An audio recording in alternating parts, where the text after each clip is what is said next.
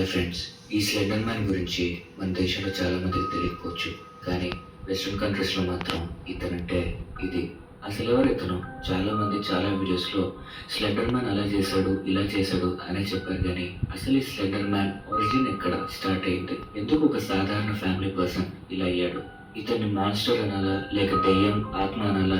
ఎవరితను? ఈ వీడియోలో చూద్దాం. వీడియో పూర్తిగా చూసి మీకు నచ్చితే లైక్ చేయండి. అలాగే ఈ ఛానల్ సబ్స్క్రైబ్ చేసుకుని పక్కనున్న బెల్ సింబల్ యాక్టివేట్ చేసుకోండి.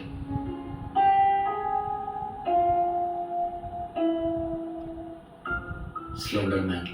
ఇతని అసలు పేరు సైమన్. సైమన్ కి చిన్నతనంలో అడవుల్లో ఆడుకోవడం అంటే చాలా ఇష్టం. చిన్నతనం నుండి చాలా విచిత్రంగా ఉండేవాడు. ఇన్ఫాక్ట్ రాత్రుల్లో అడవుల్లోకి వెళ్ళడానికి ఏ మాత్రం భయపడేవాడు కాదు. సైమన్ కు 10 సంవత్సరాలు ఉన్నప్పుడు తన ఇల్లు కాలిపోయి తన తల్లిదండ్రులు చనిపోయారు. ఆ ఇంట్లోంచి ఎలాగోలా తప్పించుకుని అడవిలోకి పరిగెడుతూ అక్కడ చీకట్లో ఉన్న ఒక చిన్న ఇంటిని కనుక్కున్నాడు. అది ఒక ముసలావిడ ఇల్లు. ఆ ముసలావిడ సైమన్ ఇంట్లోకి పిలిచి మొత్తం తనే చూసుకుంది.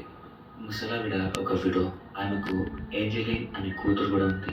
సైమన్, ఏంజెలిన్ ఇద్దరు 17 సంవత్సరాల వరకు కలిసే పెరిగారు. ఇద్దరు ప్రేమలో కూడా పడ్డారు. వీరిద్దరికి అడవుల్లో చాలాసేపు నడుస్తూ గడపడం అంటే చాలా ఇష్టం. కానీ ఒక రోజు ఏంజెలిన్ అడవిలో తప్పిపోయింది. సైమన్ వెతుకుతుండగా చీకట్లో ఒక చోట ఆమె స్పృహ లేకుండా పడి ఉండగా గమనించాడు. ఆమెను ఇంటికి తీసుకొచ్చాడు. ముసలావిడ ఏంజెలిన్ కాలికి తగిలిన గాయానికి మందులు వేసింది. ఏంజెలిన్ నిద్ర లేచాక ఎర్రటి కళ్ళు, షార్ప్ పళ్ళు ఉన్న ఒక కుక్క తనని కొరికిందని చెప్పింది. అలాగే ఏంజెలిన్ పిచ్చిగా ఏదో శాపం గురించి మాట్లాడుతూనే ఉంది.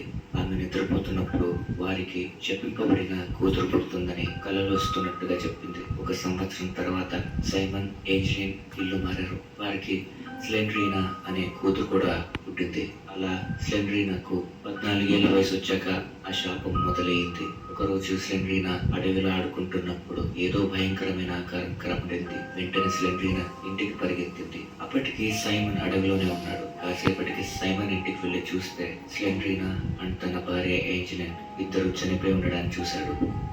సైమన్ కి పిచ్చి పట్టి బాధ తట్టుకోలేక కిచెన్లోని కత్తితో ఆత్మహత్య చేసుకున్నాడు. కానీ స్లెండ్రీనా, ఏంజెలిన్ నిజానికి చనిపోలేదు.